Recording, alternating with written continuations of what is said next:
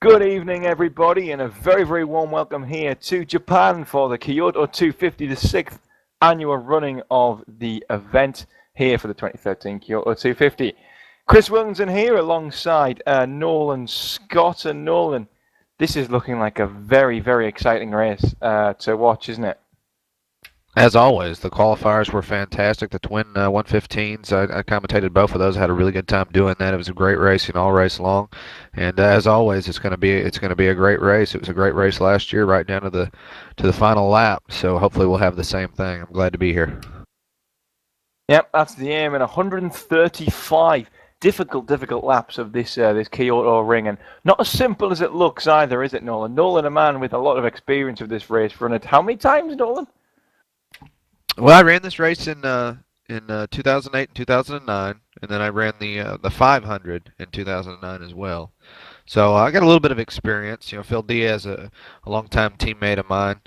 Um, got a lot of information from him about the race. But yeah, those 2 years, it's been a long time, but not a whole lot has changed. But it's a difficult track, especially up in the final corner. 3 and 4, you got to really run that outside line and put yourself at a lot of risk to get some contact and get some damage coming off that corner. So that's the corner to watch in terms of the drivers. Yeah, and looking at that corner as well, what sort of line are we going to see? Is the line going to change? How the guy's going to try and attack that corner, that final turn three? Well, it's kind of an interesting it's an interesting corner because you can run the outside. Obviously, it's the fast way around, but you can really dive down. It's such a wide track. You can really dive down and make up a lot of entry time. Gap. You can pull that gap in substantially down at the end of the race. That may come in handy. You never know. I don't know what the strategy is going to be. I would say outside against the wall, as close to that outside wall as you can get, the fastest you're going to be. Yep. So we're currently just waiting for the gridding to finalise and commence, and they're all sort of slowly packing their way into the grid like LFSs normally do. It's always an absolute mess, isn't it? Trying to grid up, Nolan. A lot more of a mess than it should be. Well, it is. I mean, there's quite a few drivers here, and it looks like everybody's gridded up and fairly close to ready to go. I don't know what the delay is at this point, but just waiting on everybody to ready up, and we'll get the show on the way. Yeah, I think we're just waiting for the official start time to get underway. And just thinking back to last weekend, and Nolan, you were here witnessing the two twin 115s, and we'll talk about those a little bit.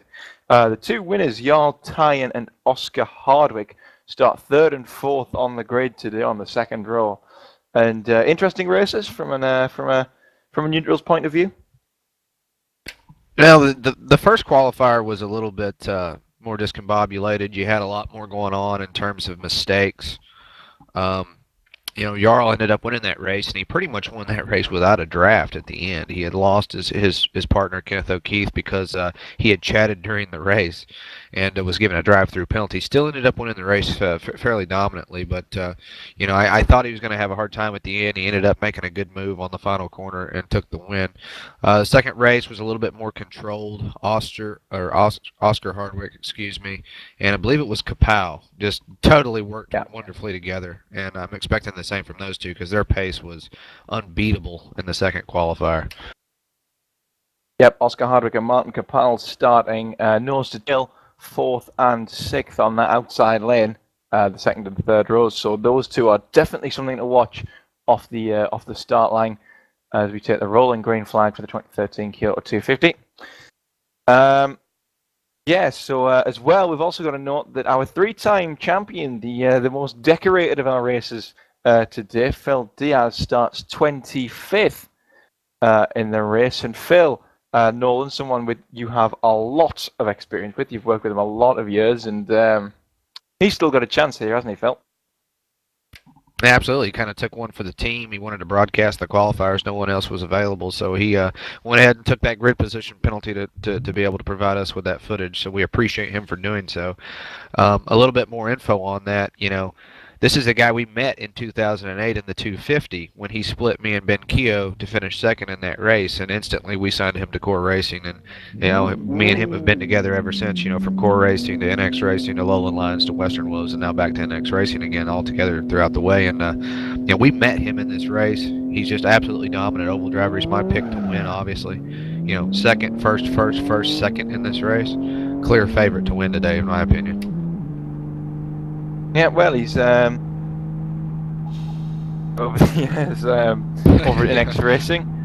But yeah, Phil, the guy from Stocker in Florida, and he's been sim racing a long time. His first online experience came in NASCAR racing 2002, so he's been busy for 11 years in the online sim racing scene. Isn't bad going, really, is it?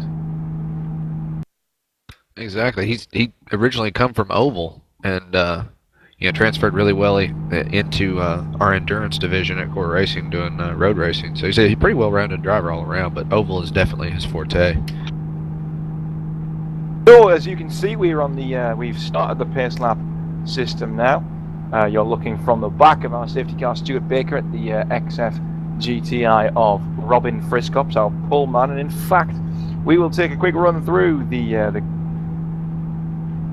race. So, pole position for today is, as we said earlier, Robin Friscops for NX Racing, setting a 47.88, sorry. On the outside of row 1 is Patrick Hall, just shy of that time in second place. Jan Tyne, the winner of the first of the Twin 115, starts on the inside of row 2, Oscar Hardwick on the outside. On row 3 is Joe Letterello and Martin Capal. Martin Capal working so well with Oscar Hardwick in the Twin 115. Damien Eichelkamp on row 4 alongside Shane Shepherd on the outside, with Lucas Pasich on the inside on row 5 and Majua on the outside. Kenneth O'Keefe on the inside and Ray Kingsbury of Last Lap Motorsports on the outside. Row 7, Nico Pantola, who had a very big featuring part in the end of last year's race in 2012, alongside Raymond Brauhoff on row 7, another consistent runner here at the Kyoto 250. Stephen Martin starts on the inside of row 8, outside is Vidoviaz. Krompus on the inside of row 9 and Matt Kingsbury on the outside, and row 10 is Nathan Lamoth and William Fad. On the 11th row, Yaroslav Lake is on the inside of Zenica Gash. On the row 12 is Botev with Gorka on the outside. Phil Diaz, the man we were talking about just earlier, is on the inside of row 13, starting 25th. 24th, and on the outside of row 13, Thomas Kareni, a man we've seen a lot of in the GT1 World Series. Row 14, on the inside is Stefanov, on the outside Zlatev. And finally on row 15, our final row, 29th, is starting Stadius, and 30th and final is Conradi, the South African, starting on the outside of row 15.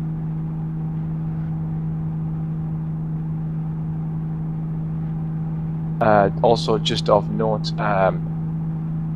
Kenneth O'Keefe unfortunately not appearing for the start of the race, so he's been replaced by Cameron Corns, who will start on the back of the grid. And that is the starting grid, and Nolan, it's about this time in every race that we make our two normal predictions. The first, of course, is who do you think is going to win it? And the second is, of course, how many safety cars? Well, I pretty much solidified my answer to that, and I think that Phil Diaz is going to be, I think he's going to make this another win. This is going to make it 4 total for him if he wins it today, which is, a clear dominant performance. But that's my pick for today.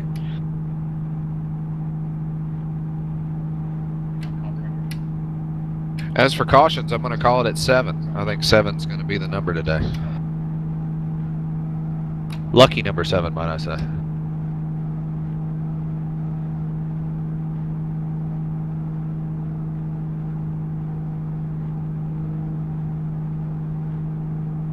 Yeah, well, it's all looking good for an it's all looking good for a great race. Unfortunately, we're having a little bit of problem with our camera work. The InSim on the LFS server not working to its best. But we'll talk you through a radio show for 5 minutes, I think. Why don't we, Nolan? So yes, as we said before, Robin Friscops and Hall are both inside and outside of the grid. All positions. And we start So- with 135 laps to go as well. So these are the pace laps just to make up for LFS's little issues in making up the number of laps we need, only going up in increments of 10. I think I cut you off there, Nolan. Sorry. Well, I was kind of interested on what you thought. Who was your pick for the winner today? How many cautions do you think we're going to be seeing? Well, I think we're probably going to have 150 cautions, to be honest. Nolan, we've the last few years we've had quite a few, and this time I don't think it'll be any different. We finally have camera control back. Yeah, so I think there'll be a lot of cautions, and my call for the winner, well, the all-tying looks good there on the inside of the second row. Robin Friscops as well, last year's winner we just cannot forget about. If Oscar Hardwick and Martin Capel stay together long enough, that could be a fairly potent combination up at the front of the field. And as we say, you can't forget about the Phil Diaz's, the Zeneca Gashes, the Raymond Blauhoffs, the Nico Pintolas further back in the field. They all have the potential to come and do something a little bit special today. So really, it's anyone's game, isn't it? It is. I talked a lot about P. Hall, and he's going to be starting from the outside in second position from the race. A really, really quick race car. He's a rookie this year. We haven't really seen what he can do in a big pack. And these are the kind of guys that we don't talk about a whole lot, but obviously he's got the car to win this race, and he's one to keep your eye on. Yes, he is. We're currently watching Patrick Hall running around the final corner, that very, very difficult and strangely banked corner, with a lovely bump in the middle as well. It's really not a forgiving corner at all, as we prepare to get onto the final of our rolling laps. Just for all your information at home, if you want to keep up with the race, there's several links on the stream thread on the Live for Speed forum. One for the official starting grid, one for a spotter's guide showing you all the cars and all the drivers in the cars, which is great actually, made by Stuart Baker.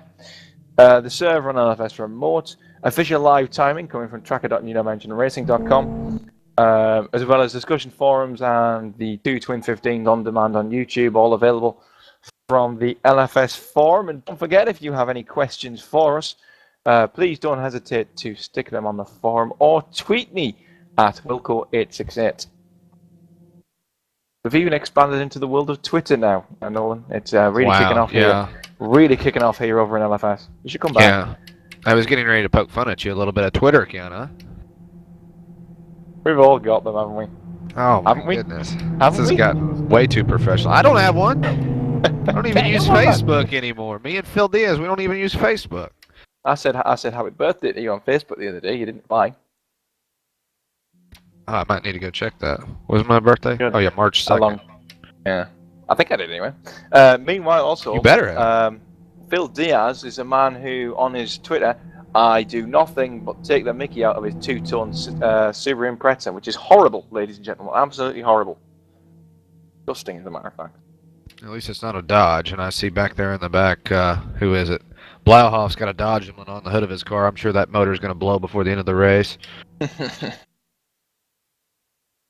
Probably will, but we don't need to think about the end of the race now because we're getting ready to go green for the first time here at the Kyoto 250 of 2013. Stuart Baker's in the pit lane. We await the green flag call from our race director, Jonathan Palmer.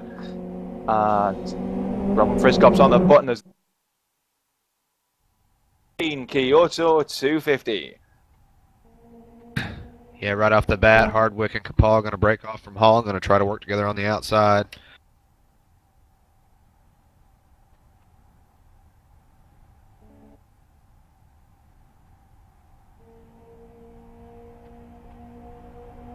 Yep, Friscops still in the lead with Pine and Letterello trailing them as they come through turn 2 now for the first time. Everything's sort of settled into a bit of a rhythm there. Quite comfortable start considering it is the Kyoto 250 and we normally have a bit of hell to start it, but we're coming now into this very, very difficult turn 3 and already 2 cars in the wall there. Not sure who they are. That's Hall in the outside wall already. That's the rookie.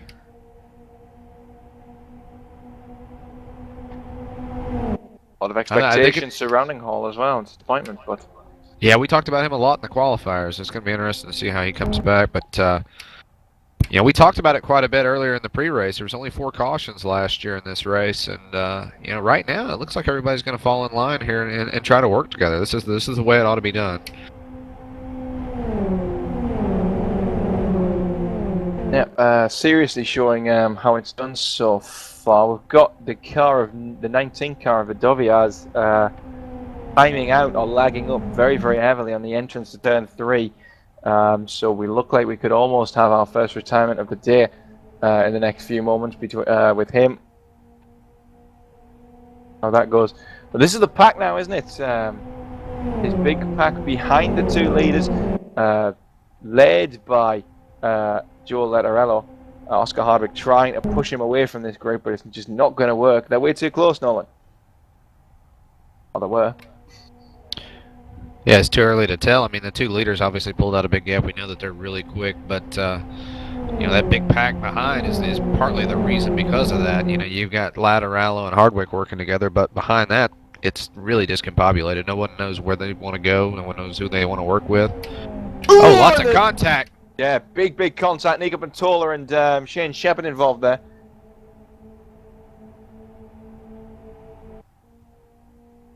Both touching and bump drafting as well. We're watching it. We're seeing it all going so far reasonably so good. But you also have to remember, LFS does have that little bit of lag and that little bit of unpredictability surrounding the lag.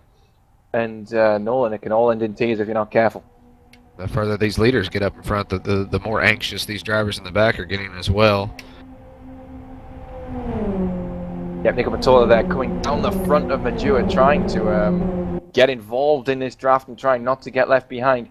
Majua getting very, very sideways, as a matter of fact, through turn 2 for over racing as well. Majua with the rookie stripes on the front, the LLM orange car. The number 14 car, he's a rookie to the event. It's his first time here. And start so far, a lot of rookies, as a matter of fact, competing today in comparison to the previous years. Other than the first year, of course. And Phil Diaz has already worked his way up to 12th position. He's now on the inside of this big pack. Yeah, good work. Phil already clawing his way back up that high. Yeah, exactly. And I think you're going to start seeing it try to pair up here soon. They've got to be, because it is starting to spread out. It's inevitable. But you know, we got a couple 3 wide action in the middle. Just needs to fall up in line and go about his business.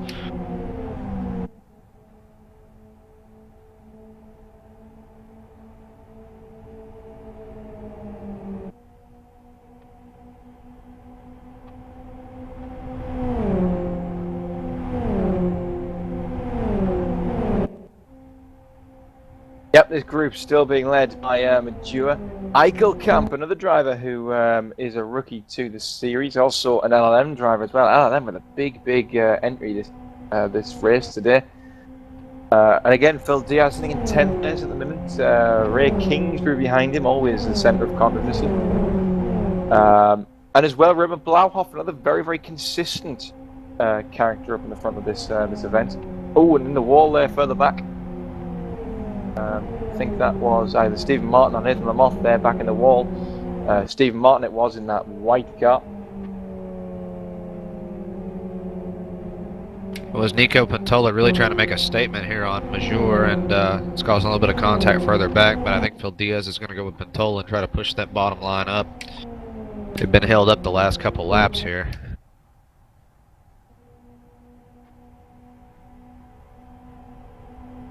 Yep, here come Pantola and Diaz though down the inside of the 2 Majura and Kingsbury guys. Eichelkamp wants to be involved in this lower line train as well. They're going to go down the inside as a threesome. Majura's lead of this little chasing group almost seems to come to an end as Pantola and Diaz outside cutting him off. Yeah, those 2 finally started working together with a little bit of consistency and are really starting to increase that pace quite a bit on this small group, and they're already going to go ahead and start pulling away. Kingsbury's going to fall in line behind Majeur and hopefully try to stay with him. Yep, fastest lap though for Jarl Tyen. 47.56, and he and Robin Friskops are absolutely motoring now. Almost a second clear, well, more than a second, in fact, clear of this trailing group that we've been watching now with Nico Patola leading from Phil Diaz. But yeah, the two-car draft seems to be really hooking up so far, Nolan. Yeah, it's the way to go. And I mean, look at their lap times: 47.56 and 47.57 from the two of the leaders. And then our second best time, as far as I can see, is third and fourth, and they're in the 47.8. So not working together nearly as well thus far. And speaking of not working well together, Shane Shepherd and Pascus, who are in that third trailing group, so 5th and 6th, are working together very, very scrappily, and it's letting Pantola, it's letting Diaz come and start to mount a challenge on these two. The car of Pascus, a Pontiac. P1 for me. Never seen a Pontiac oval car in my life, other than the old-fangled Indy cars. But yeah, these two are going to be in the clutches of the trailing group very, very quickly.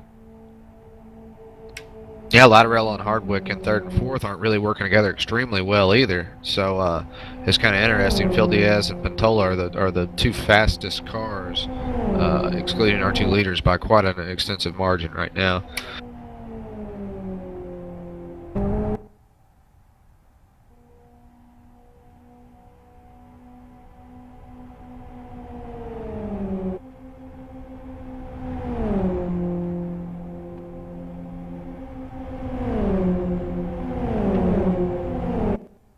Our looking back in history, our biggest green flag run from the start, 79 laps in 2011, which is the biggest green flag run actually ever in the history of this race. And that, considering we do 135 racing laps, or hopefully we do every year, no, that's actually quite a good effort, as Pantola and Diaz now coming flying down the inside of Pascus and Shepherd. Oh, and a bit of contact between Shepherd. Shepherd's made it quite clear for some reason that he does not want to work with that 97 car for whatever reason that may be, and you know, he wanted to get past and fall in line with Diaz and Pantola, and I guess just ride this train up to the front of the field, which is probably a smart play, but I'm sure that the 97 is going to be right behind him.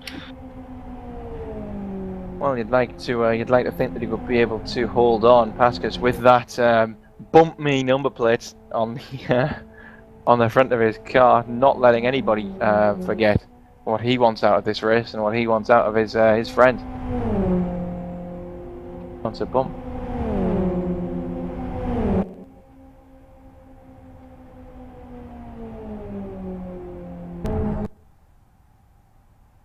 Meanwhile, looking back through the field, as a matter of fact, everything has sort of split into sort of two-car groups, Nolan. Everyone almost now. Yeah, it looks that way. I think it's just a matter of time. You know, you got a couple stragglers. Hall's one of them. He doesn't have anyone to work with. I talked about him extensively in the qualifiers. I'm interested to see how he's going to turn this around, because he never really wanted to work with anybody, never really made friends in the qualifiers. So that may come back and haunt him in the 250, but he's one car that's all alone. Otherwise, as far back as 16th position, everyone pretty much seems to be paired up.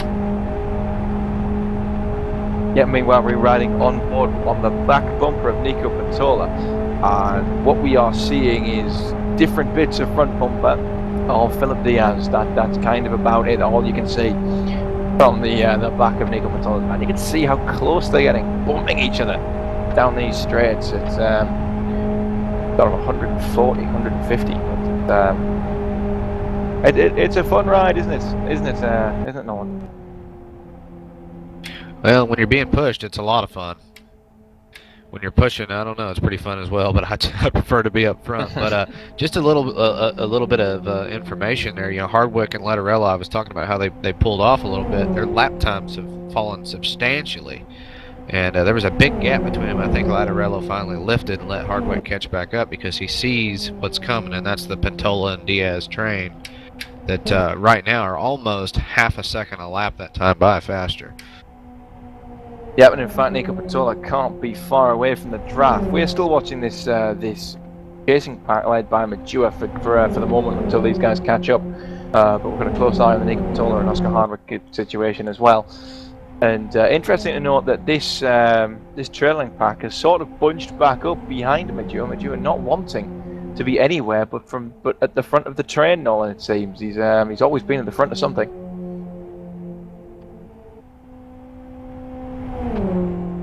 That's true, Wilco. I mean, his pace isn't that bad. It just seems for some reason that's pretty much the equilibrium spot right there. It doesn't seem like anybody behind him is much faster, and it doesn't seem like he's much slower than anybody behind him. So they look fairly content. As soon as I say that, Major misses that apex fairly violently. Nonetheless, Kingsbury's going to push, stay smart about this. It's a long race to go. It is just 15 racing laps gone so far. 20 of 140. Don't forget 5 of those laps were pace laps. If you're keeping up to date with the on your screen, which you probably are, because I wouldn't blame you if you were. Nico Patola, meanwhile, has broken away from Phil Diaz and Shane Shepherd, rather. He's on the back of Oscar Hardwick's bumper now. And well, he's left Phil Diaz and Shane Shepherd for dead a little bit there, hasn't he, Nolan? That's not a particularly nice drafting tactic, but it works. He has, and Hardwick went to the inside. I think he thought Patola was going to go with him, and he stays up top with Lattarello, and I'm pretty sure he's going to go back around the outside here. That actually helped Phil quite a bit, Phil and Shepherd, because that slowed them down just a touch, and if they can catch on the rear end, they won't really need each other if they've got a long getting boxed there, sorry, Patola trying to cut in between Lattarello and Hardwick, and only just enough space for the car, and a little bit of banging, a little bit of bumping, and he finally wedged himself in there, Nico Patola. But risky stuff for the, well, it's the 15th, 16th lap of the race. 16th lap. I unfortunately didn't get to see that, but yeah, very risky.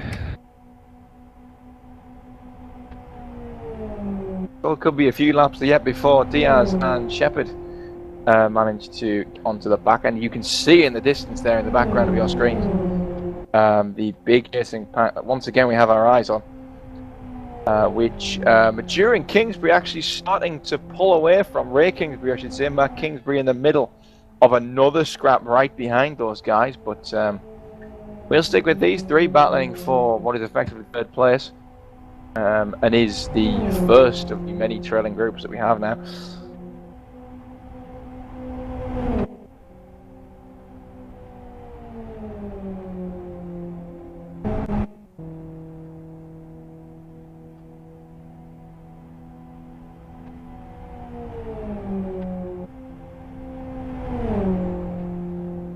Shepherd's going to try to go on the inside of Diaz here. Diaz blowing his horn at him a little bit.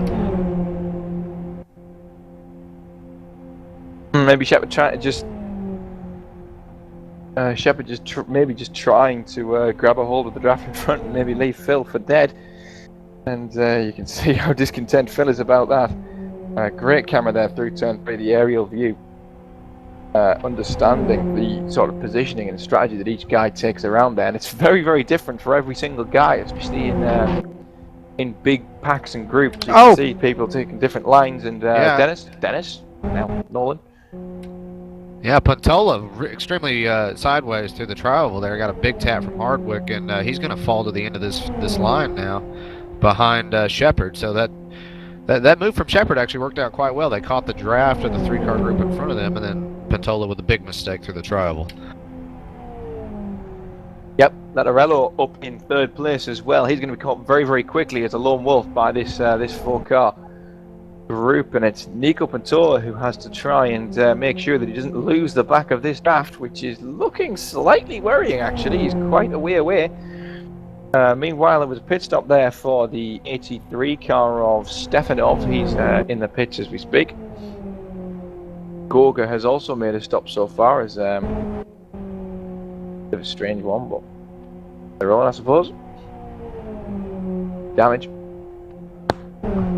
it would have to be detrimental to the car at this point to want to pit under green. That's for sure. But meanwhile, Diaz and Hardwick, I think, are going to try to work together. We've got the Infinity Esports driver and, of course, the NX Racing driver, and whoa, Diaz quite squirrely on exit there, but they're going to flaunt that team power a little bit. I think they're going to work together and try to run down these leaders.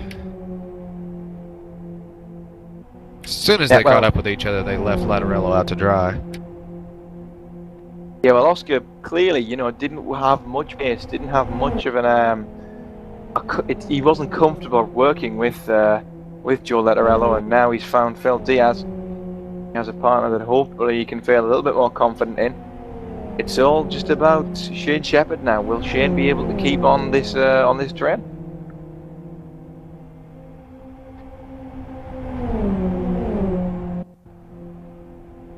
And getting reports now that Blauhoff is coming into the pits for his first pit stop.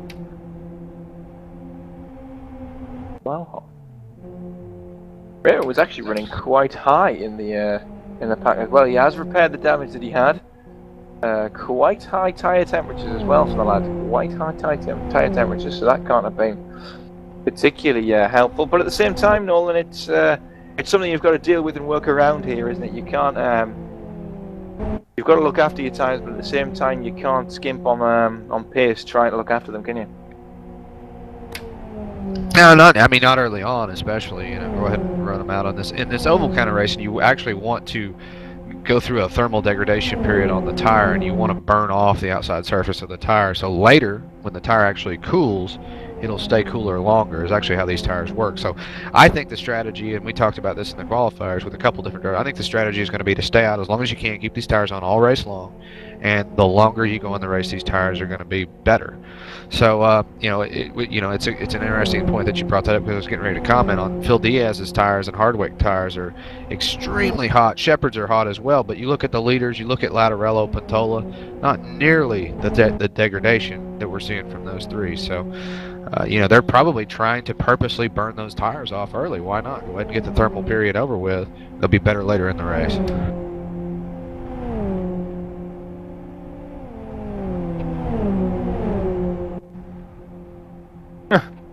And hearing from Phil Diaz, I'm not sure how accurate this is. He might just be blowing his own trumpet, but according to Mr. Diaz and his fine sources, your tie-in managed to flick down to first gear on the pace laps, and he has some form of engine damage, and we'll keep an eye out for that, won't we, Nolan? See if that's detrimenting him. And actually, he is dropping back now from Robin Friscops quite dramatically. Yeah, very dramatically. I said 48.26 that last time by, and a 47.93 from Robin without any draft. That's a big difference. Yeah, he's dropped 4 tenths there, 6 tenths now, so 2 tenths in that first split between the sort of in half the circuit. Now, he's definitely seemed to have lost the draft.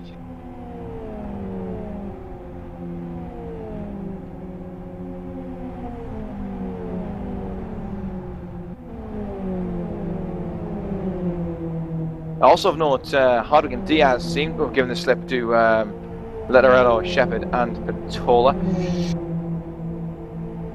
Those three forming a threesome and trying to fight their way into some form of order and into some sort of ability to go forwards.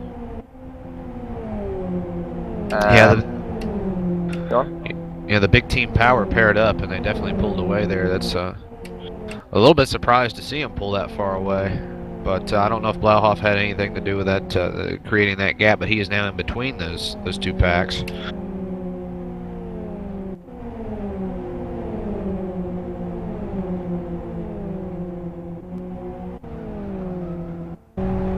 And we'll just take a quick look on board with Jarl Tyen inside that 911 car. He's currently pedaling, and so engine damage, Nolan, something that I don't think I've ever seen actually in a big oval event. Certainly not the Kyoto 250, but it is a part of LFS racing, especially in GT cars on long endurance races, when it really does become a problem. But what are the symptoms of engine damage, and how detrimental can it be in a race like this? Well, in a race like this, it's everything. It's absolutely everything. And I'm listening to the motor now, and I don't hear any really substantial popping, but his straight line speed is decreased quite a bit through the tri-oval. So he's obviously has something. He's done something to the car. I just don't know when he could have done it. That's the thing, is he ran with Robin early in the race. They set those lap times that were just absolutely really phenomenal, and now all of a sudden, without any reason to ever even hit your downshift button, he's created engine damage. That's what, to me, is kind of mind-boggling. So hopefully we'll get some more info on that and see exactly how he did it. Yeah, maybe in a caution period we might be able to talk to him a little bit later. But again, reports coming from Phil Diaz, although how accurate they are, knowing Philip, I honestly don't know. That he did it in the pace laps, but that wouldn't explain why he's dropped off so dramatically in the past 5 minutes or so. Yeah, I don't believe that. I don't even believe they're in contact, actually, are they? I'm not sure. But we're currently looking back at the battle between Letterello, Pantola, Blauhoff and Shepard. They are, as a matter of fact, in contact. They're in the TeamSpeak channel as Oscar Hardwick, Phil Diaz, Robin Friskops, Nico Pantola and Jarl Tyen all in the same surroundings. And Joe Letterello.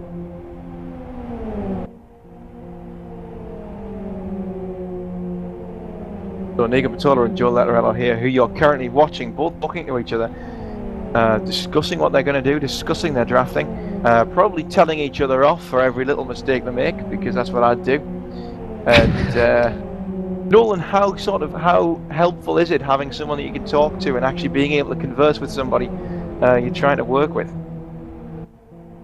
Well, it depends on your outlook. I mean, I think if you're out there trying to win the race, you know, and you're getting to the final stages, it's definitely extremely important. At this point in time, I don't think there's anything complex about this. I mean, yeah, you might want to work on exactly how you're drafting a little bit, fix some small mistakes, but on a whole, I think these guys know what they're doing. And if they really, really wanted to, they could just work together and know how to create the fastest pace possible. But you know, with that said, yeah, it never hurts. It never hurts to be in contact. Meanwhile, I just want to point out Diaz lost Hardwick quite substantially there. I think there's a lap tap involved, and Hardwick's catching up with a lap car, and I think he's going to try to break off from Diaz and push this lapper to the lead. Yeah, well, as a matter of fact, Oscar and Stefanov through turn one had a very, very scary moment. Oscar going a little bit too deep into turn one and nearly making contact. Unfortunately, it was off camera, but it scared me.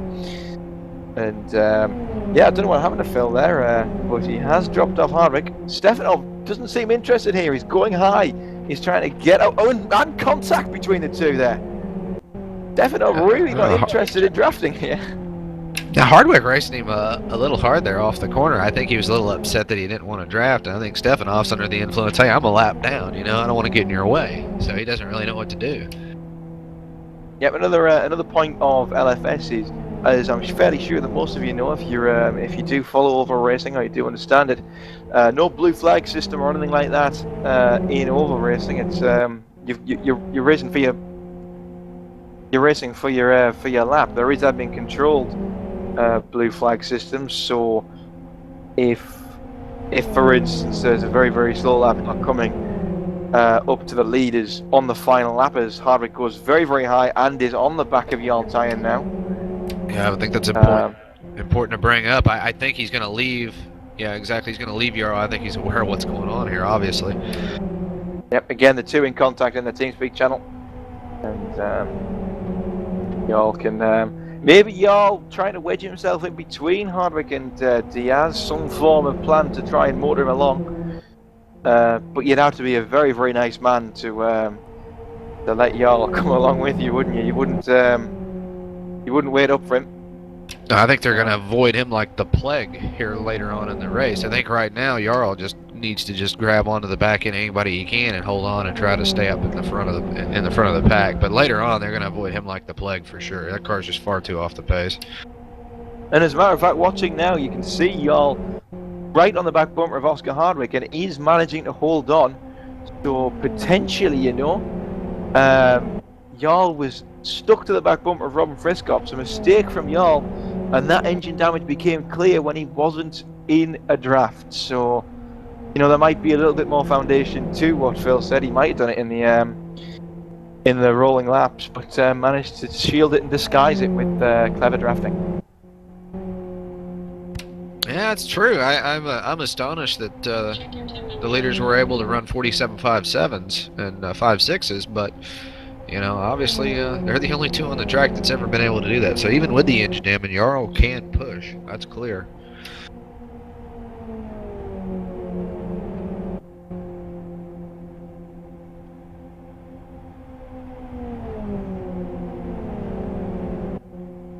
Yeah, and Phil Diaz, as a matter of fact, getting left behind to a point where that lap car of Stefanov seems like a very interesting prospect for Philip.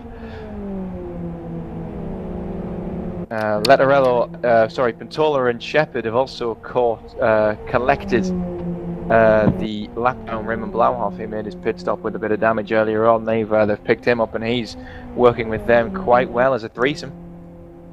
Still yet to see a true working threesome, but 4 cars starting to come together. Jewett, Kingsbury, Pasich, and Kapal and Halls, 5 cars, sorry, all starting to form up together around about the 8th place marker. Mature again on the front of a drafting pattern.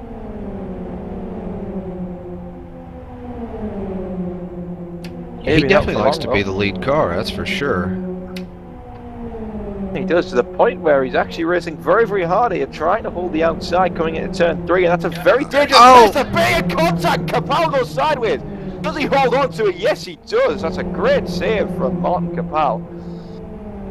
But you can see, you know, racing hard at this early stage equals contact.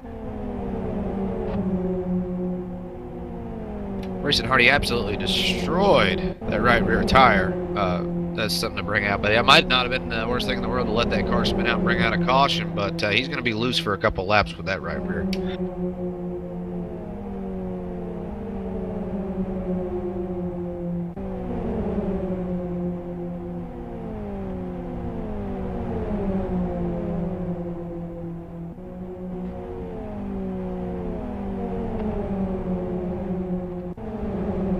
Then our stats man.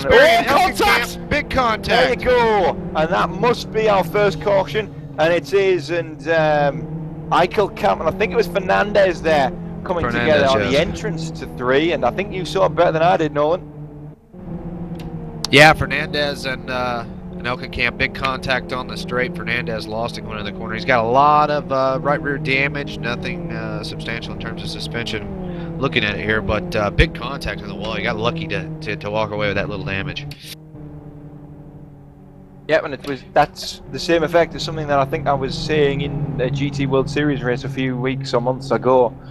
With Live for Speed, the whole collision model matters depending on what angle you hit the wall or the other person at, and the amount of actual real life damage you get, very dependent on that angle, isn't it, Nolan? Yeah, absolutely. And I want to point out that Fernandez and Elkenkamp there getting into that contact, I didn't really understand that. It looked like whoever was on the outside lane, I believe that was Fernandez, was wanting to come down and push that groove out so he would have the preferred line in the corner, but obviously it didn't work out for him. But yeah, the damage model in Live for Speed, we've talked about it for years. It's a little bit quirky, needless to say. It's all about contact point. It's all about actual suspension damage, lower and upper toe. You know, you can take a lot of load on the damper and actually not hurt the suspension, but if you hit the lower control arm or the toe out, your day can be done in a hurry. Yep, so our safety car, Stuart Baker, makes his second appearance of the day, which is quite nice actually, considering we've been running for, what is it now, 42, so 37, 35, 36 racing laps or so. Yeah, just before that caution, we got an update on the first 30 laps that we had run 30 laps in 24 minutes at 138 miles an hour, which is extremely quick. That's a very quick pace all around. So we looked like we were going for a record there for a little while, but you know, contact in the back and a big crash brings out the first safety car of the day. Yeah, sometimes things just aren't to be, are they? I can't believe we made it that long without a caution. Let me say that right now. No, neither can I, to be honest. we're normally quite good at making a lot of cautions early on, and then it all quieting down and calming down and getting into a position where it's not happening anymore. But yeah, it was a strange one, that. Good run for a first run of a Kyoto 250. I believe as well, I'm not 100% sure, but I believe the practice sessions have all been very well attended this year as well. A lot of people very motivated to go and do them and learn the racing. And that seems to have done the trick, as a matter of fact. That first, 35, 40 laps has been a very promising few laps, I think. It has, and I think this is what a lot of these drivers needed. And through the lots of hot right fronts throughout the field, Robin, I would say, Robin and Jarl had the best tire control out of the whole field. But guys like Phil Diaz, Latarello, they really needed that caution. Their right fronts were just literally melting.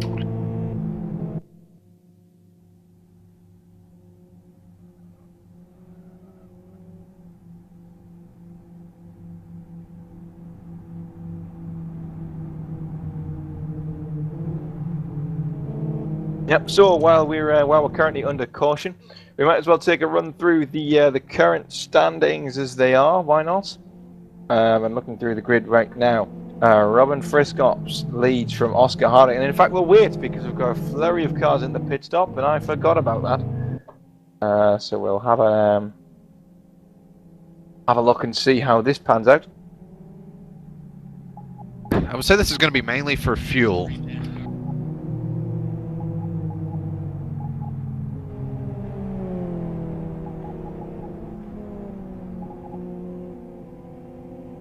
Well, we are seeing some tire changes.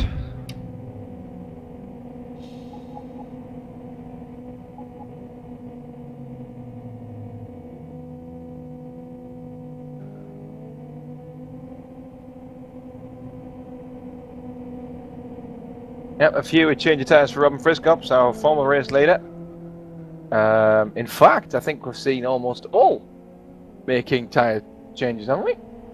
Martin Capal hasn't, Matt Kingsbury hasn't, Stephen Martin hasn't. That's it of the pits. Yeah, like you said, Jarl, Latarello, and then Robin, Major, Hardwick, Hall, Diaz. All these guys have changed tires. A little bit surprised by that. Elkenkamp, Kingsbury, and Capal. Oh, actually, Capal left left his set as well. I don't know why he was so late coming out. Kingsbury didn't change. Phil Diaz has just slapped the sign that tells him to steer left coming out of the pit lane. I assume that was unintentional, Philip.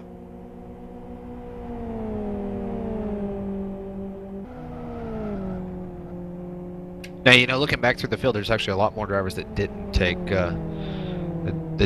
tires. Capal didn't. Kingsbury did not, Kagas did not, Shepard did, Goga did not. Why they're so late coming through, I don't understand. A couple drivers pitting this time by as well.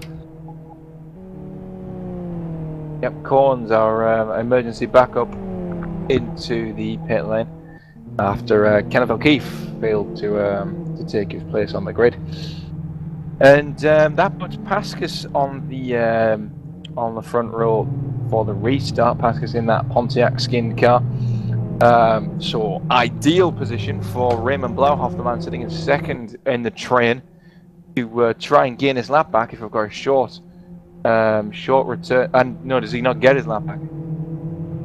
Not on the rules. That I cannot specify on. Car 97 under investigation. Car 97 is the car of... I'm trying to find that out myself. Can't see it. 97 is Pascas, so that's our race leader, as a matter of fact. Our race leader under investigation for overtaking under safety car. That's a new one. You're looking at him right now, that 97 car. He's one of the drivers that stayed out, and unlike most of the drivers that stayed out, his right front tire has got a little bit more wear than most, but I think he might have been involved in the contact in the back, but I can't specify. Oh, Stefanov behind, very eagerly warming their tires, and let's dispel all the myths and rumors for once and for all. Why don't we Why don't we, Nolan? Does weaving to warm your tyres up really work in this sort of event? In this sort of event, I don't believe so. I mean, I was actually going to comment on that before we took the green flag. We had a lot of guys doing some big drifting, you know, and really trying to heat up those rear tires. And then you had a couple guys, Robin was one of them, who didn't do anything the whole time. You know, and that just goes to show he led the entire race. And you know, him and Jarl were setting fast lap after fast lap. So, no, I think it's irrelevant in this setting. Now, in Masters of Endurance, stuff like that, that's totally different. But in this setting, I don't understand it. I've talked about it for years. I think it's almost kind of funny.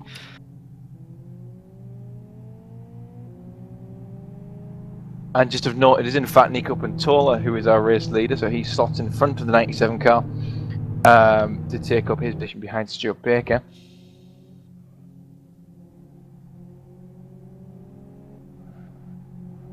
And in fact, that 97 car will be issued with a drive-through penalty after the restart for overtaking under safety car. And Nolan, a drive-through penalty at this point, in any sort of over race, is a massive, massive penalty to be given. But at this point, no, that's terrible. That's terrible for him. It's going to put him at the end, and you know he's going to lose the draft. He's going to be out there all along. If we get a long green flag run, he could go a lap down.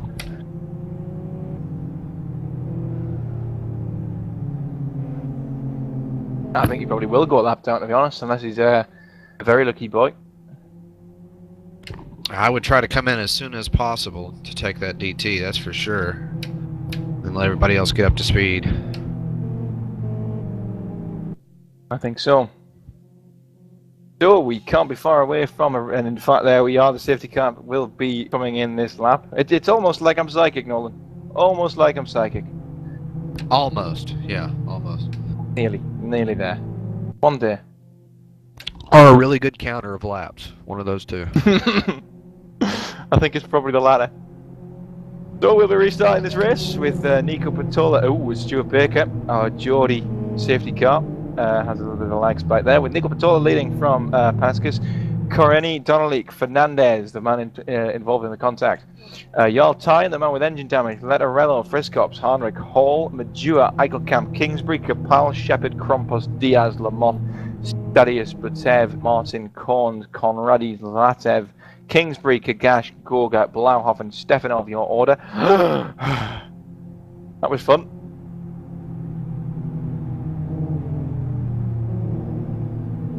And as well, as per the regulations, the two lapped cars will come to the inside of the field. That's Roman Blauhoff and Stefanov. Stefanov, yeah. I'm still trying to understand that pit stop from Blauhoff early on, but go ahead. No, I was just going to say, clearly no laws regarding the number plates of cars, as Nico Pantola running around with a homosex comment on his number plate. But yes, it was a very strange pit stop. There was damage you did repair, but yeah, probably a little bit too premature. Certainly premature. As we wait for the green flag to fly and Nico Pantola to get our racing underway. And Nico Pantola all the way to the outside wall to deter passers from the start-finish line. As the green flag flies for the second time here in the 2013 Kyoto 250. And a very, very good restart from Nico Pantola. Raymond Blauhoff cutting down the inside of that 97 car. Don't forget the 97 will get their drive-through penalty. There it is right now. So the 97 car not up at the front for long. And this has to be Raymond Blauhoff, Coreni. Just Raymond Blauhoff. Raymond Blauhoff has to try and make a good effort to get his lap back now, doesn't he? It's all or nothing now. Not going to get much of a better chance. In comes Pascas in the wrong entry to the pit lane, I believe.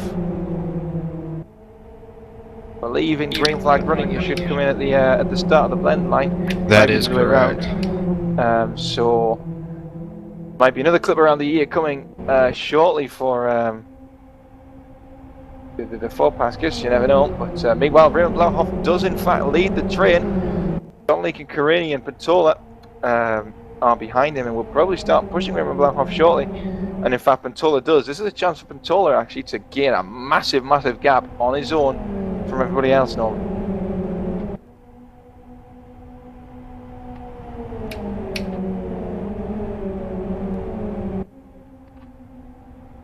Meanwhile, a middle train around the around the 6th place mark. Robert Friscops, our previous race leader, involved in that as well, and a few lag spikes there from Oscar Hardwick jumping around. Diaz doing it as well, or Capal rather doing it as well. Lots of contact in the midfield. You can hear it. Just a little update on Pajovic. He is going to come out, and he will be probably about 3/4 of a lap down at this point. Still on the lead lap.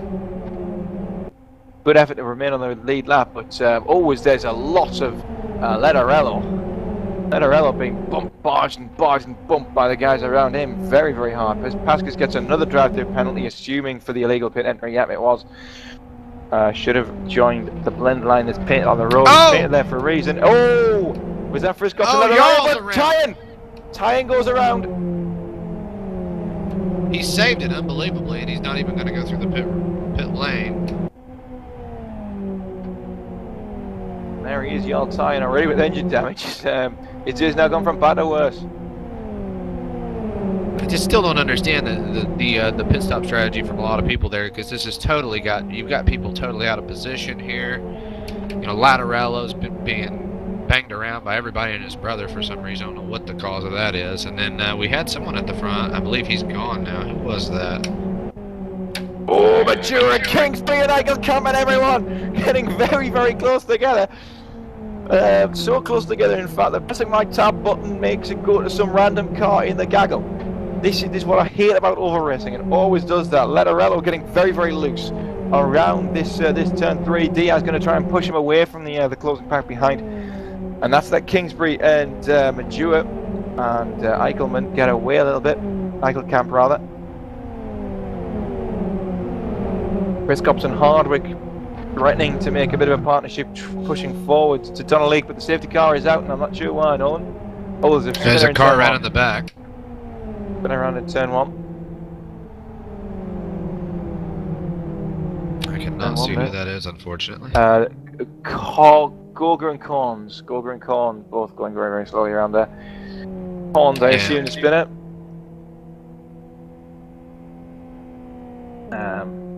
Not bad so far from a man who you would never have expected to as much as take the grid today.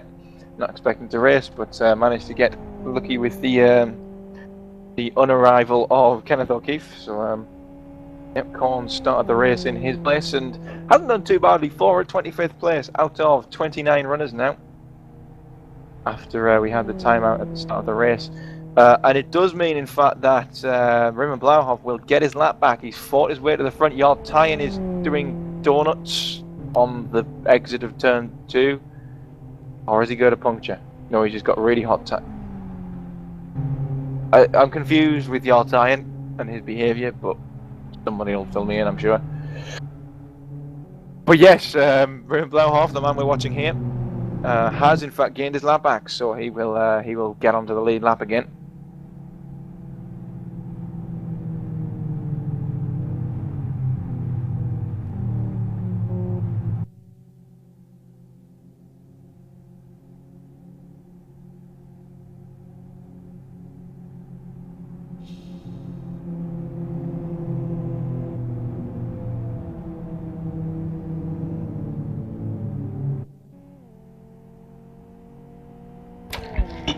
Well, if nothing else, Jarl's put on a great show drifting here.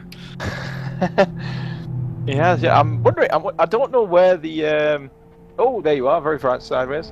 I'm wondering where the temperatures come from. Has he donutted? Has he just been drifting, or was it from that near half spin thing through this corner here, through turn 3? Nah, he's been drifting the whole time since it happened, and here he comes into the pits. Gee, I wonder why. Which is a bit dim because entry is closed. Oh, that was nice timing, wow. y'all. That was you lucky boy. You lucky boy, Jarl Tyan. Well, this means that if anyone else pits because of his lucky timing, he's going to be ahead of them. So the So the race that's a control very lucky race boy. control's gonna have a look at that, I think, to be honest with you. But yeah, if not, that is the move of the race right there. And he's in 27th, so that's impressive. I would say Race Evans going to have to take a look at that and put him to the end of the line if anyone actually does pit. That's. Well, word of the in fact, no. That's very hard to bear for a yard Zion. He will be charged with entering a closed pit lane, even though it opened when he went in. Joe Letterello getting very squiffy back there. The action was in progress when the decision was made to open the pit lane. So we will restart at the end of the line on very unfortunately all time, because that would have been an absolute peach of an idea. Yeah, it was clear. You know, Race Evan was opening the pits because the entire field had passed, except for, of course, Jarl. So Jarl just got there at the right time. But once again, I don't think we're going to see anybody really take a pit unless it's damage related. I think we got a couple cars down pit road. Looks like we have Kagas, Korns, Blauhoff. Blauhoff just got his lap back, so that's probably a good decision on his part. And I think there was one other car down there. I'm seeing Zalatev, I believe it's pronounced. Yep, that's the one. Zalatev, who being very anonymous there in the back in that green 53 car with the carbon bonnets that isn't really carbon because that would be cheating. Carbon rear fenders too. Wow, classy. And spoiler and boot. Or trunk, shall I say, for all you NASCAR fans out there. I wonder if there's a NOS sticker on that car somewhere. I have seen a NOS sticker this weekend, but I can't. Or this race, but I can't remember where it was. I think that it should be our first priority is finding that NOS sticker. Let's find the NOS sticker. We're all both. Certainly, I am. And I'm scolding flicking. the driver till the end of the race.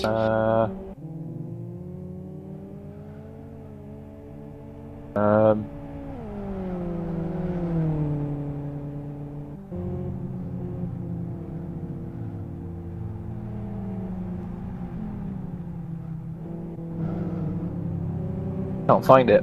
Oh, I found it! It's Stefanov. It's Stefanov on the front bonnet. One must see. There you are. There's the 83 car of Stefanov spotting that massive yellow NOS sticker on his carbon bonnet. There we go. That's what I'm. And carbon fiber. See, that blends. Vulcan tires as well. Can't beat that for your drifting. It's a 27 gear transmission in that car. What else has he got on there? Let's have a look. So we've got Brembo, we've got Falcon, we've got Sparko, OZ Racing, All's Racing. What do you want to call them? Yeah, Falcon appears to be the main sponsor. He's also got that on the rear fender. Which, considering he is just a sim racer, that's a good deal.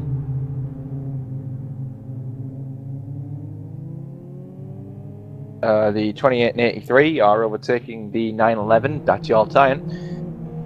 After he will have to start at the end of the longest line.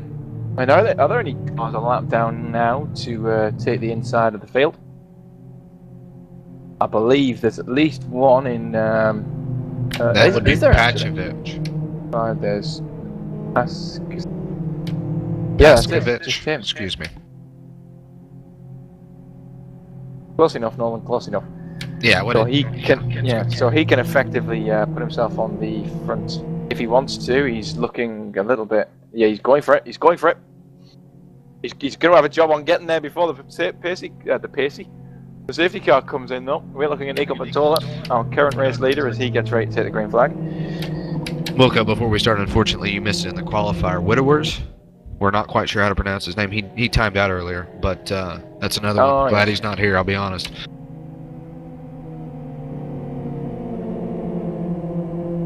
Where's Pascas going? I don't know. He's stopped on the. This has not gone well for Pascas, but it has gone well, or it will go well for Nico Patola as the green flag flies for the third time here at the Kyoto 250 of 2013, and that hasn't been a good restart from Oscar Hardwick and Nico Patola, and that's a lot more bunch than it's been previously, Nolan.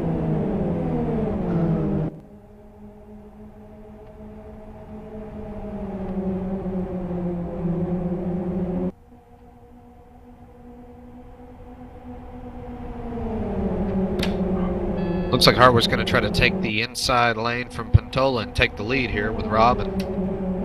Yeah, and they've done so. Donnelly looking interested as well as Friskops comes across the front of Nico Pantola. A risky move, but one that's stuck fairly comfortably. And Phil Diaz in the back there, passing 3 cars in that corner, just absolutely manhandling his way past Latarello. A little bit of contact, and he's going to fall in line behind Pantola again. They're back together.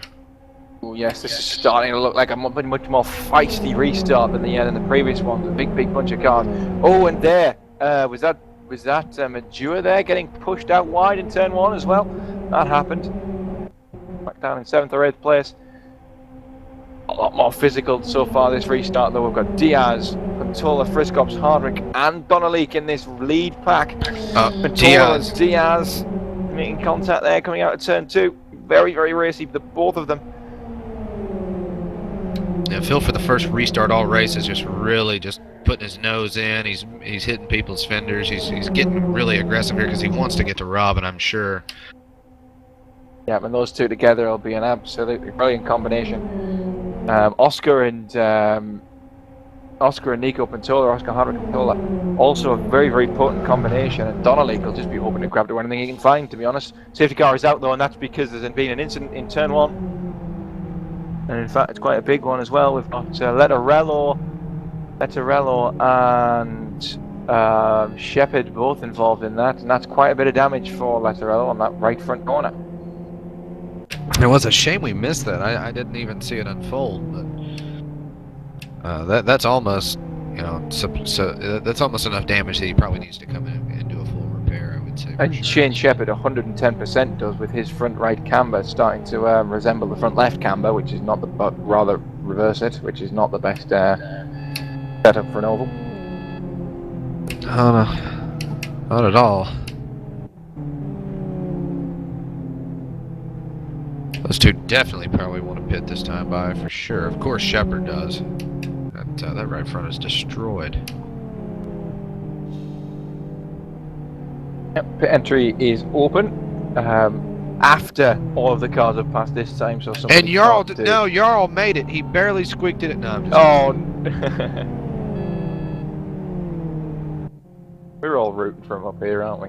For some bizarre reason. We're all still rooting for little Jarl Tyan. Don't forget, everyone, back at home, you can ask us anything you want on the Lift Speed forum in our general LFS discussion thread. You can also join us here, of course. If you're not joining us here, it will be weird because I'm telling you what you can do and you wouldn't hear it, so that was a stupid thing to say. You can see all the live timing from tracker.newdimensionracing.com, as well as looking at our server from remote, at our discussion forums, as well as find the Twin 115's qualifying streams on demand, which you had a good watch of, Nolan, last weekend, and the official starting grid and the spotters guide as well, if you want to keep in track with everything you possibly can. Yeah,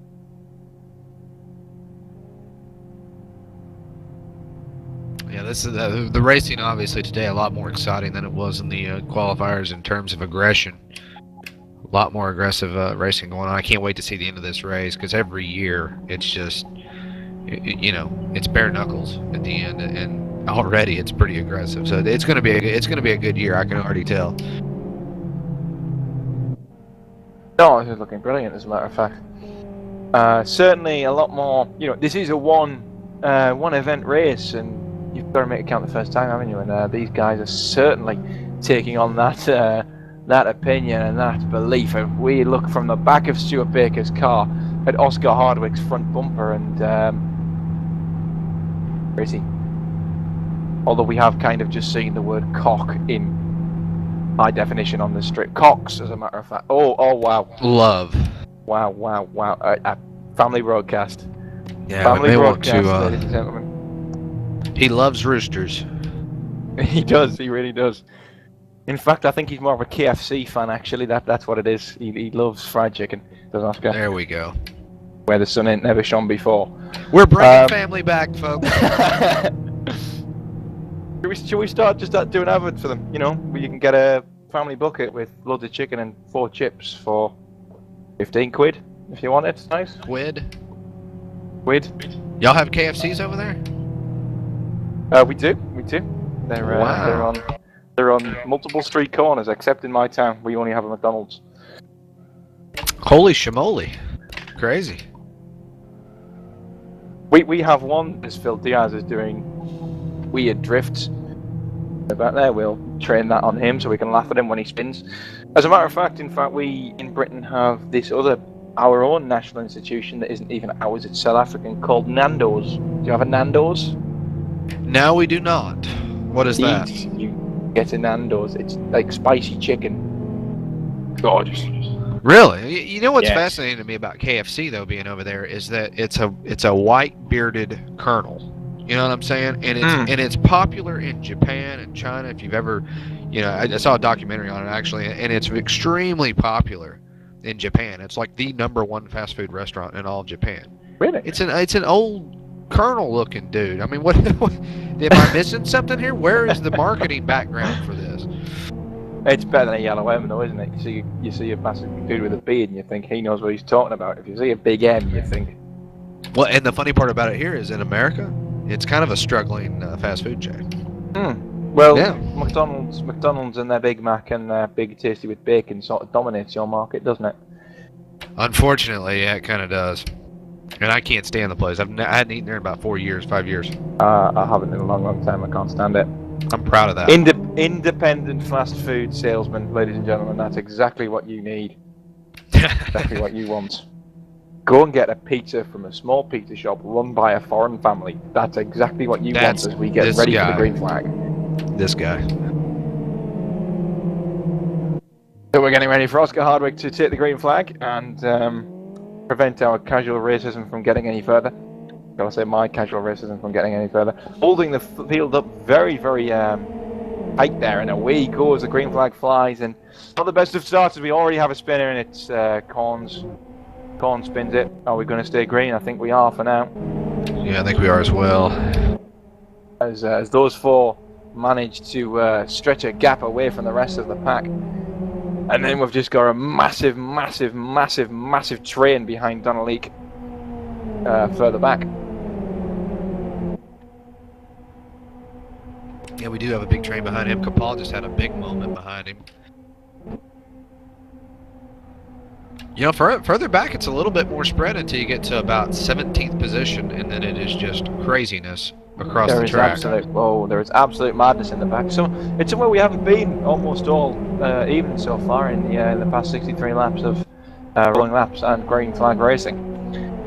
Back hasn't really been focused on. Oh wow, Madua there, that was scary. Madua nearly hit the inside wall coming through the tri-oval.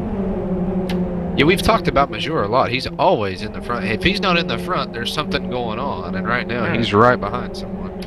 Yeah, he is, and he's going to start pushing. He's going to start pushing because that's all he can do right now, and might just fight his way in front of someone. I just want to point out that the group behind Botev in particular is looking really aggressive. He's hit the fenders of 2 or 3 different drivers now.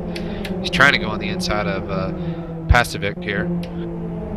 Yeah, you've got Letterello all the way at the bottom, and seeing somebody trying to dive down that inside as a man on the outside is something I do not want to see. It's a very, very scary sight indeed. And across comes somebody there and through the trial. Oh. Big contact. The safety car is out. Everyone facing in this right direction, but just turned down on the inside, coming through the tri-oval, and bang! Ouch!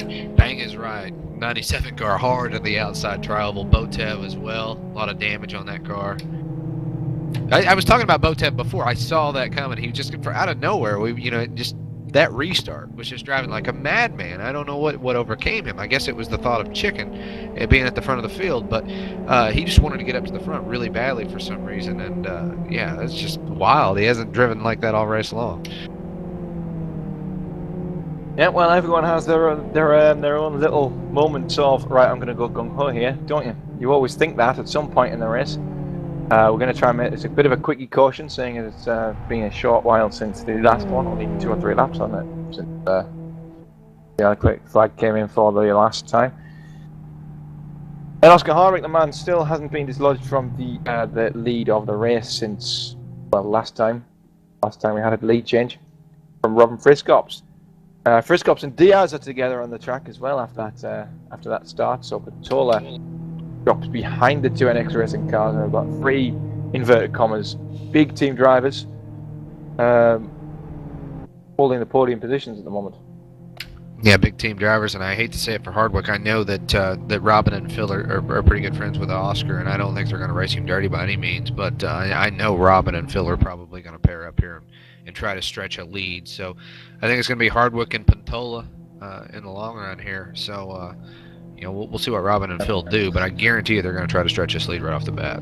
I also sense, looking at Robin Friscops and Phil Diaz now indicating left, somebody here is going to do a fake. Surely someone's going to fake this.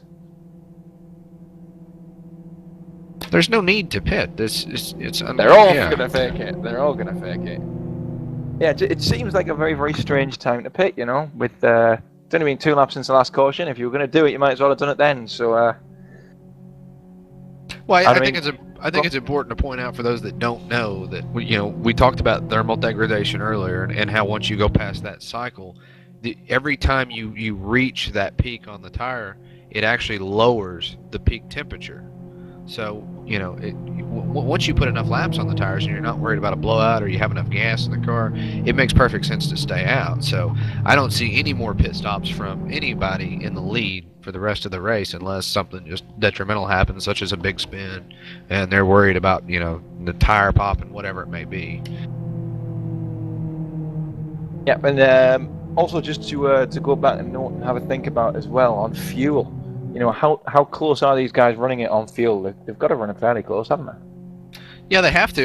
That's the question. Is I don't have the numbers. We might want to talk to Phil about that because I know he's going to have the numbers on that. But I think our first caution was 37 laps in, and lap 34. Lap 34, I'm being told. But you think about you had 5 laps of caution. Is that enough? That if you top off, and pretty much the entire field did, so that tells me that yes, I think everybody came in, they said let's go ahead and top off, we got enough fuel to make it to the end, we'll call it good. If that caution was on lap 20 and they didn't have enough, I don't think nearly as many people would have pitted. I think you're probably right there. I think it's also important to point out for those watching that don't know, hold on a second, I'm a little bit flustered by this restart here. Very, very strange setup already, to the point where I would suspect that Eichelkamp might get caught here overtaking under yellow if he doesn't time his well, he's allowed to overtake on the outside to the start finish. From the inside you cannot, which is very strange that Hardwick chose the inside versus the out. Eichelkamp really threw away a golden opportunity there to get to the front, but it is what it is. Can't overtake at all before the green. Oh, okay, all right. Rule change. It might be very, very wise right now, looking at these leaders, for Oscar Hardwick, our man in the lead, to start thinking about working solely with Nico Pantola. Surely, because these Inex boys are going to push him to a massive lead and then leave him to hang out to dry, aren't they? If he's not careful.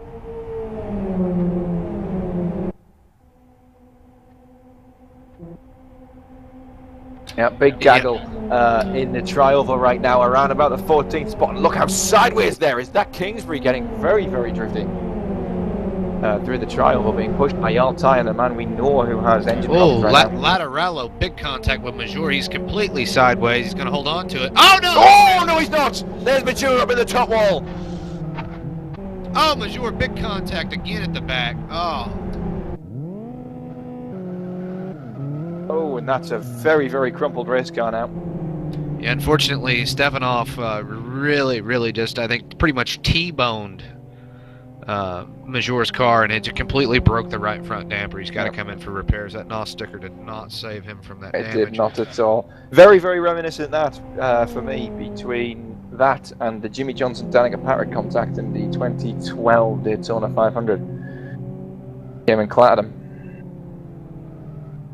Well, I thought Lattarello had it, then I thought he was going to lose again, then I thought he had it, then I thought he was going to lose it again, and then I thought he had it, and boom, he wrecked it, So, Yeah. a little bit unfortunate. Major also, want to point out, broken left rear damper, so obviously got to come hit That's a bit. definitely going to be a stop, yeah. The person we haven't updated you on is actually Lattarello, which I don't think, actually, did he spin during that whole thing? Because I was constantly watching Major. I think he's up in 17th. He held his position, so. Don't know. I don't think so. There is a bit of damage to the rear of his car, but that he has been in the wars a bit, so that could have come in a previous life. Fernandez still hasn't pitted either. Still hasn't gone to. Although saying that, it is very much cosmetic damage. And let's see if there's going to be any faking, any fun here at the pit stops this time around.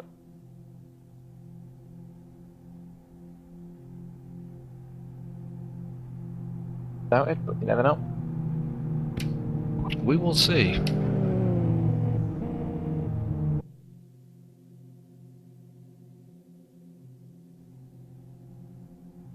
So, who's in the pits this time? We've got Hall, Fernandez, Lattarello, Blauhoff, Passage, Krompus, Majua, and Stefanov all making a stop, and another drive-through penalty for spinning in the pit lane for Vasquez, the 97 car. His third penalty of the day so far, but that penalty will be converted to being put at the end of the longest line, at the end of the line. So, Vasquez there with another infringement. Been busy, really, really busy.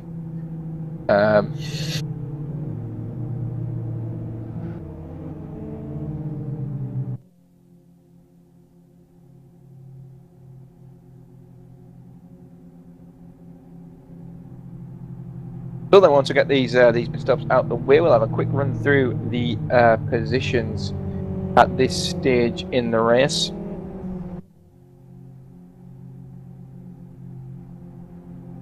Now I think everyone is out or nearly out. We'll run through them now. And Hardwick leads from Friscops, Diaz, Pantola, Eichelkamp, Kingsbury, Donnelly, Karenni, Kapal, Lamoth, Shepherd, Kingsbury, Tyan, Martin.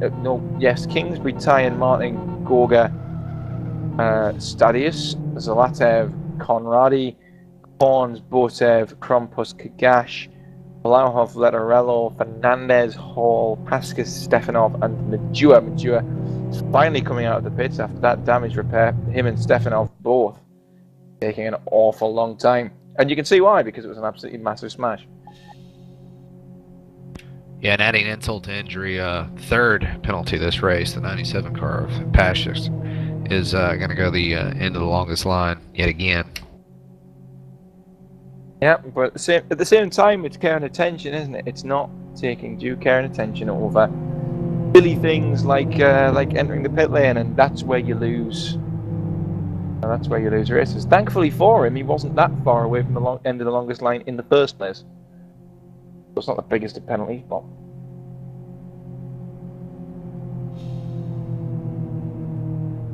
And the 14 car will get a drive-through penalty on the restart for causing an avoidable incident. That's Majua. So Majua, the man who we saw spinning like a top through turn 1. The incident with the 03 car of Lattarello. Sorry, just the number 3 of... Yes, just the number 3 of Lattarello. Yeah, exactly. That was confusing.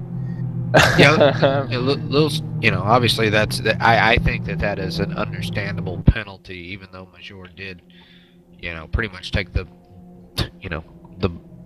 brunt of the impact of that, and obviously is starting from the end of the longest line pretty much already. But I guess the race control deemed that was, DT avoidable. So I don't know. It's it's definitely going to hurt his run. But yeah, it was a little uncalled for from Mazur, I think. He didn't really give him any room on the bottom at all. Yep, I think so. But we're ready to go green again. Hardwick diving to the inside, very, very dramatically. And the restart process does tend to be one of drama and showmanship. And the green flag goes. We get underway again. And contact in the back between Steve Martin and Gogger, I think it was, quite a bit further back in this 4-wide battle around turn 1 with one on the apron. It's a bit weird. Conradi off on the apron, actually, just pretty much lost complete control of the car, slid down the apron, but he's going to be able to rejoin without any incident. But Hardwick maintains his lead for now over the NX boys. And Ty, and they're wedged in the middle of a 3-wide sandwich coming through into turn number 3. Corner that's so difficult to get right and comfortable and quick on your own, let alone in a pack like this. And they're all doing fairly well so far to avoid contact there as the cross flags come out from race control. That's halfway designated on lap 74 of 140 of the overall 40 laps, including the 5 laps all pace car running.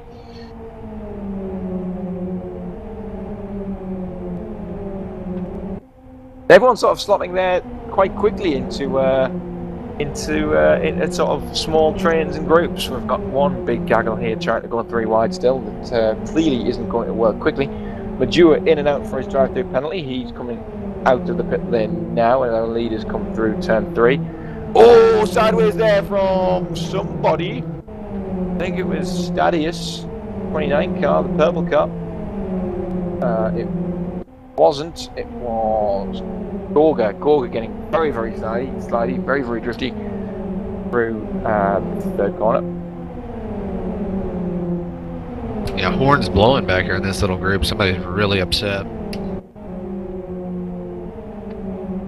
Well, there's no use crying over spilt milk, even if these guys do it for a living and live for speed. They do tend to go on for. Oh, Martin! Oh, that round goes Stephen Martin. I don't know what happened there, Nolan. Stephen Martin and Stadius, just a big lag tap. Stadius went right to the outside wall, so did Stephen, and then someone else was collected in that later on. But Stephen just pretty much, as soon as that lag tap took place, the front end of Stadius went head on into the wall, and Stephen was just compacted into that group of cars, so that was over as soon as it started. I just looked up, and all I did was look up and saw Stephen Martin's car flying towards the camera and thought, what is going on here? What is going on?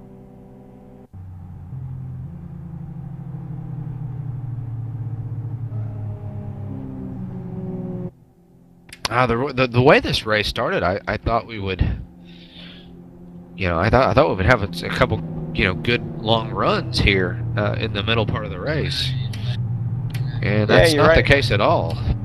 I mean, those sort of 32 laps, that was 33, I can't remember, however many laps it was at the start there that ran completely green, filled me with an awful lot of confidence and an awful lot of comfort that we were going to have a nice, comfortable race there. And Stadius times out, so we've lost our second driver to a timeout today. Fortunately, it's an awful way to go, but Stadius unfortunately leaves us for the internet. Yeah, he was the the driver that was involved. Oh, Hardwick coming into the pit actually is going to come down all by himself. Oscar. Surely the only reason you've done that is for fuel. Well, I'd like to think that's the reason. That's for sure.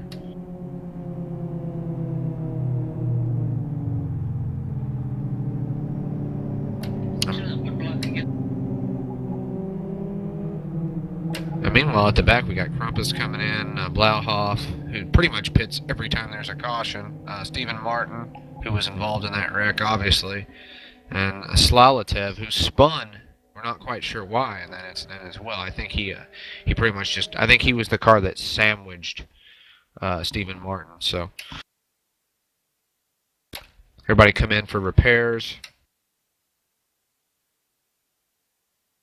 Hardwick, though, the one guy that pitted through that cycle that just really just makes you want to scratch your head. I mean, no one that I can see in the top 20 other than Hardwick pitted, and he pitted from the lead. So I'm just trying to understand that as we go on. Maybe there's a method to his madness, maybe not.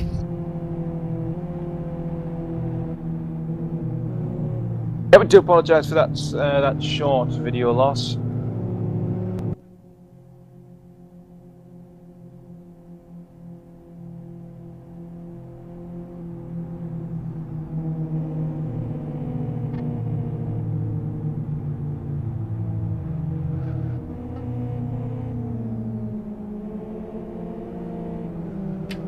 Thanks to Oscar and Penny, that leaves the two NX boys out in the front all by themselves. So I think they're finally going to be able to demonstrate what pace they have if we can get any kind of green flag laps at all. Nico Pintola is still in third, stayed in his position.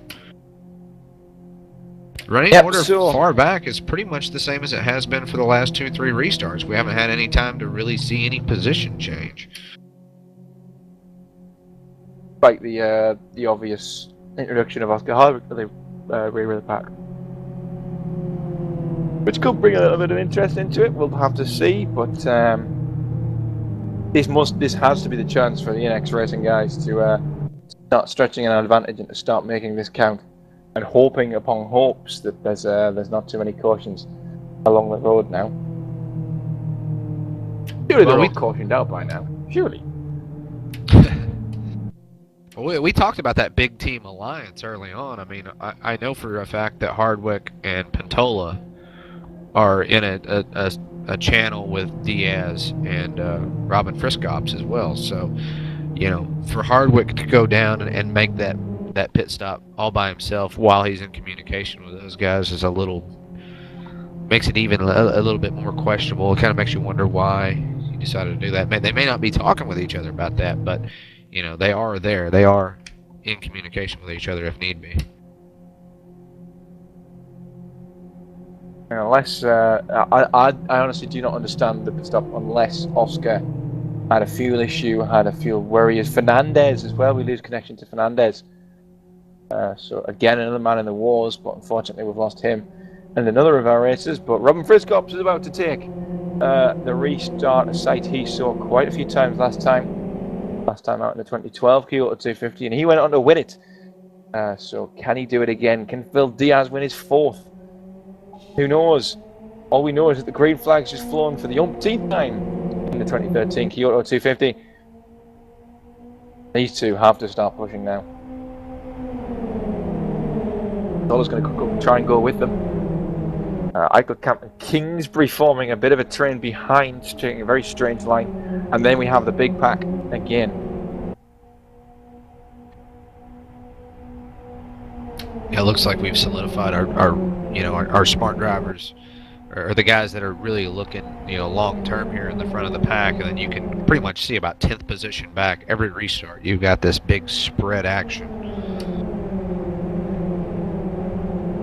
Yeah, although at this start in the race, I think you're probably starting to think, I have to start and set myself up for an ending here. At the same time, you've still got another 80 laps. 60 laps. Yeah, 60 exactly. 60 laps, I can count. Oh, big wreck. Big wreck in the middle of the pack in the back. Oh, wow, yeah, that's got to be a safety car. Blauhoff, Kagas, and I think that's Krampus. Kagas, Krampus. Yep, they're all there. Something spun Blauhoff right in the middle of the pack, just instantaneously spun him to the outside wall. I mean, through the travel, through the straightaway almost before the travel. So somebody definitely had to get into his right rear fender and just pretty much take him out, from what I could see at the end of that. Well, it wouldn't be the first time we've seen it. Certainly wouldn't, and we're under caution once more. It's going to be Stuart Baker once again to lead us around for a few more laps, and Stuart's starting to get an account of quite a few laps now, isn't he? He's done quite a few recently. Well, we'll just have a quick look through not through the positions as much, but we'll have a look at the amount of pit stops each driver's done. And at the maximum at the moment, with 6 pit stops so far in 81 laps is Raymond Blauhoff. Yeah, it had to have been. He's come in every time I've seen. Krampus has 5. Latev has had 4. 3 is Joel Letterello, Stefanov, Kagash, Bortev, Kingsbury. That's it. 2 goes to Shepard, Tyan, Gorga, Holm, Dewar, Conradi, Martin Corns. That's it. And a single stop for Friskops, Diaz, Heidkamp, Kingsbury, Lamoth, Kapal, Hardwick, and Pascas. Yet to pit off 3rd place Nico Patola, 9th place Donalig, 13th place Kareni. That's it. So 3 guys still yet to actually make a pit stop, which surely means that they still can't make it to the end of the race.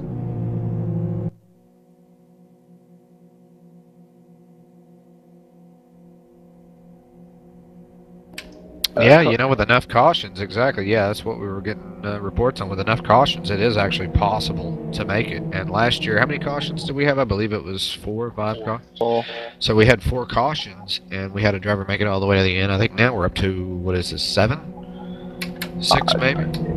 Oh, I would say 4, 5, 6. Well, my guesstimation before the race was 7, so we're getting there. Come on, guys, hold it together. Jonathan, our race director has lost count. That's never happened before. That has literally never happened before. I'm quite certain we're at 6 with Nathan Lamont having 6 pit stops because he pits every single time, and he had that green flag pit stop for absolutely no reason. Yeah. So.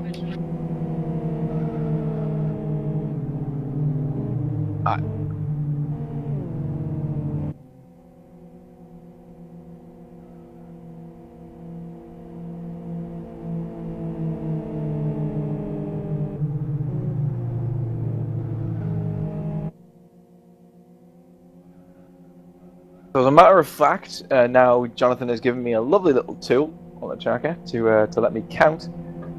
We've had 1, we've had 2, we've had 3, we've had 4, we've had 5, we've had 6, we've had 7 cautions so far this race. Oh. Well, if they run green to the end, I get a free dinner from KFC. So. You know, I'm sure Jonathan could probably wangle us that, couldn't he? No, he says no. Jonathan will not be getting us any free food. Well, I'm gonna call it quits on the commentary, boys. Yep, thanks, Jonathan. No, thanks. No free dinner, no free commentary.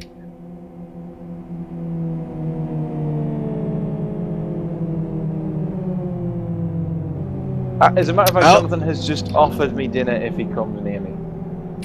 Completely redeemed himself. I love you, Jonathan. Absolutely love you. Anyway, we're getting off topic here, aren't we? Aren't we getting off topic a bit? Well, that happens when you have 7 cautions in a course of, 25 minutes. Meanwhile, tweet from Laris Matonis, who says there's an interesting fact. If you look at the roof of the 64, 52, and 23, sort snake things forming out of these 3 cars' roof. Okay. Struggling with that. Grant, I have to be honest, I'm struggling with that. I don't see anything.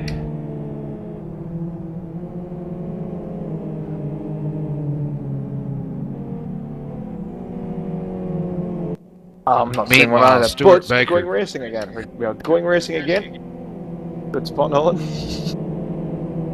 Yeah, I was going to get serious for about 2 seconds. Stuart Baker, safety car in. Robin Friskop's going to take the green flag here for the 7th time. Another good start from Robin on the inside. That's becoming pretty much the dominant line out of nowhere. I don't know why. We've seen outside line starts from the qualifiers up till today.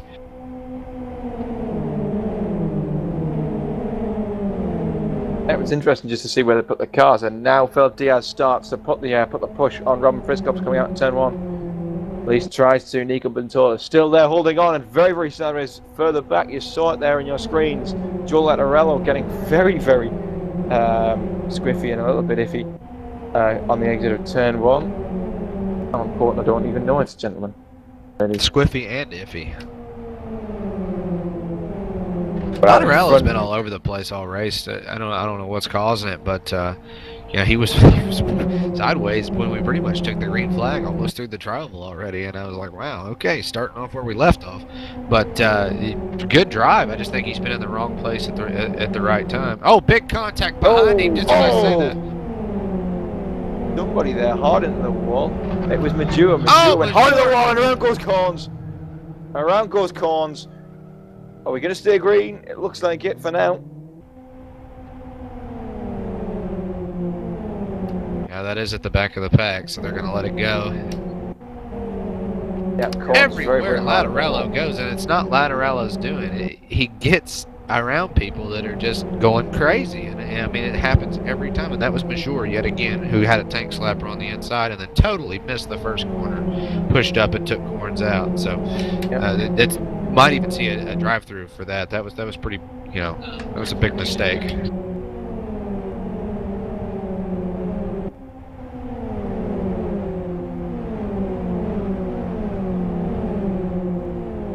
Meanwhile, we're watching Joe Lattarello at the moment, actually seeing if the trouble really does just gravitate and magnetate to him. And meanwhile, our man with the engine problems is stuck jam to the back of Phil Diaz's rear bumper. He's back in the fight. Engine damage or not. In fact, he might just be playing for the cameras, to be honest. All the time. But anyway, that doesn't matter. Diaz lost. Diaz lost Robin there for a little bit, and then Jarl pushed him right back up there because Pentola has fallen back to 5th. So Diaz had no help there other than Jarl, and instantly pushed him right to the back of Robin yet again.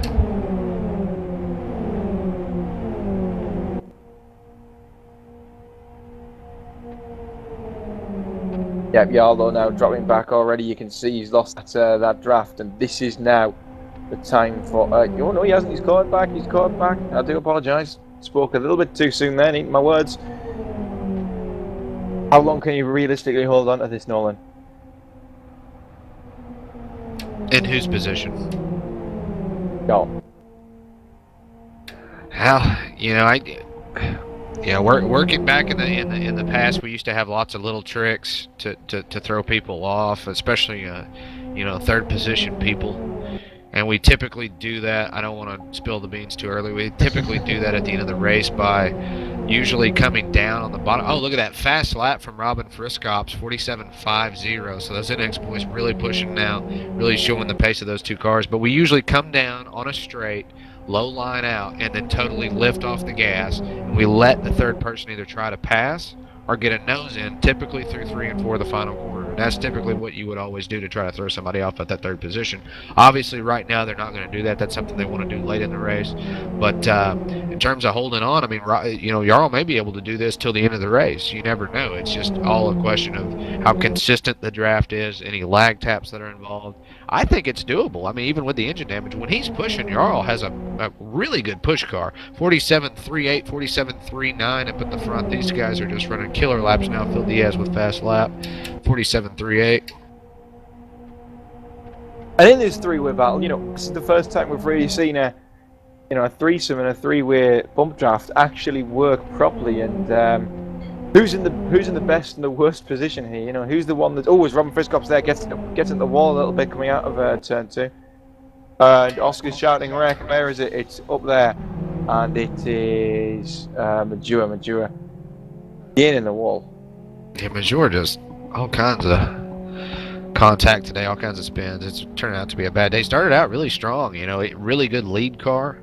Just when he gets behind people, just doesn't seem to have that front end turn to push, and he kind of pushes up in a corner lot and gets into people's fenders quite often. But Corns yet again behind him. I don't know if that was because of another incident, but yeah, Corns is finally going to be able to catch up. And even with that contact, Robin Friscops sets fast lap. 40 or a .33 that time. But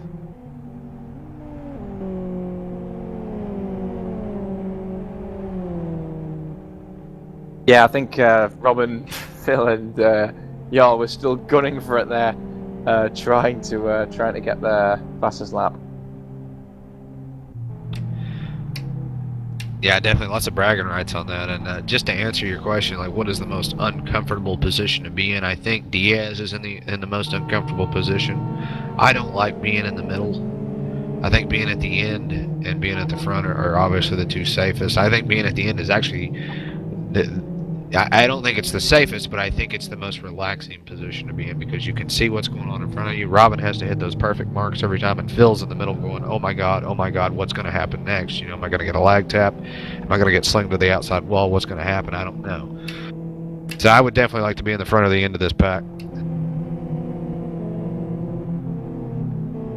Yep, so while we're under this caution, we're going to leave you for a millisecond to make sure that we get a split in the stream so we can upload it to YouTube a little bit more effectively.